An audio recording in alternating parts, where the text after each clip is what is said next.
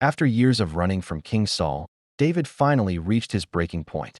He thought to himself, "One day Saul is going to kill me. I've had enough. Maybe if I leave Israel completely, I'll finally have peace." So, out of fear and exhaustion, David packed up his things, took his 600 loyal men, with their families, and went to live in Philistine territory, the land of his old enemies. He went straight to Achish, the king of Gath, and asked for a place to stay.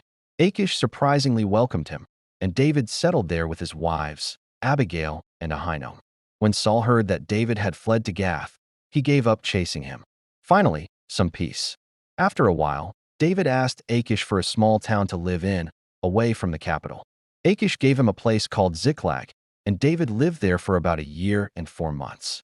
But to keep up appearances and survive, David and his men started raiding nearby tribes, old enemies of Israel, taking livestock and supplies, and leaving no one alive to report what really happened.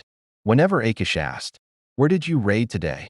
David would cleverly reply, "Oh, just some areas in Judah." He made Achish believe he was fighting his own people. The king was convinced David had completely switched sides. He thought, "The Israelites must hate him now. He's mine forever." But deep down, David was just trying to survive in enemy territory, caught between fear and faith, survival and loyalty. Lessons from David's journey. 1. Fear can make even the strongest believers make desperate decisions. David forgot for a moment that the same God who saved him from Goliath could also protect him from Saul. When we step outside of God's plan out of fear, we may find short-term relief but long-term confusion. 2. David found safety in Philistia, but at the cost of living a double life. God's grace covers even our moments of panic. Even though David's choice wasn't perfect, God didn't abandon him. He used that season to prepare David for what was coming next. 3. Peace that comes from fear isn't real peace. True peace isn't about escaping pressure. It's about trusting God in the middle of it.